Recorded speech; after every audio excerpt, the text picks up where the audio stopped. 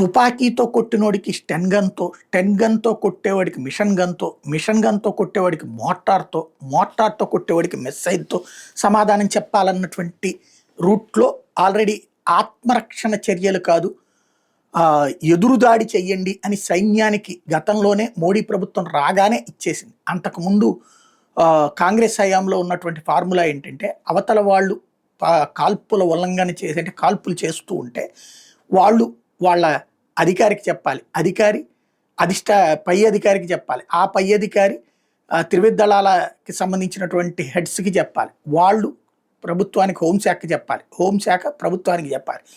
ప్రభుత్వం అప్పుడు ఆలోచిస్తుంది, పాకిస్తాన్ వాళ్ళతో మాట్లాడతామంటది. ఈలోపు అక్కడ వాడు కాలుస్తూనే ఉంటాడు, మన వాళ్ళు అక్కడి నుంచి దాక్కుంటూనే ఉండాలి. వాడు అది చూసి పగలబడి నవ్వుతా ఇంకా కాలుస్తూ ఉంటాడు. ఈలోపు మన పోస్టులు ధ్వంసం అయ్యాయి. అది వాడు విజయం కింద భావించేవాడు.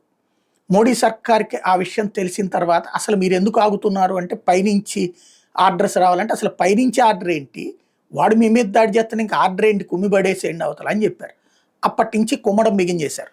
దాంతో వణికిపోయినటువంటి పాకిస్తాను 2021లో తనకి తానే ప్రకటించింది కాల్పుల విరమణ అన్నటువంటిది.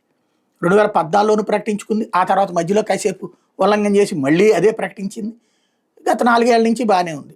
మొన్న కాల్పుల విరమణ ప్రారంభించి వాటికి 9 రోజులు కాలుస్తూ ఉంది. ఇప్పుడు నిన్న మాత్రం వాళ్ళ పోస్టులతో పాటుగా పోస్టుల వెనకాల ఉన్నటువంటి మెటీరియల్ అంటే ఆయుధాలను కూడా కలిపి ధ్వంసం చేయడం ప్రారంభించింది భారత సైన్యం. మొత్తం 3 సెక్టార్లో ఓ పక్కన జరిగినటువంటి దీంతో ఒక్కసారిగా ఉలిక్కి పట్టడం అన్నటువంటిది పాకిస్తాన్ వంతయింది.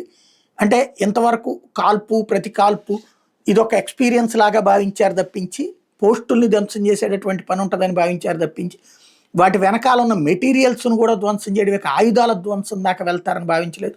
దాంతో ఒక్కసారి ఉలిక్కి పడ్డం పాకిస్తాన్ వాళ్ళ వంతయింది. కాల్పుల సంఘటనలు అయితే కొనసాగుతూనే ఉన్నాయి.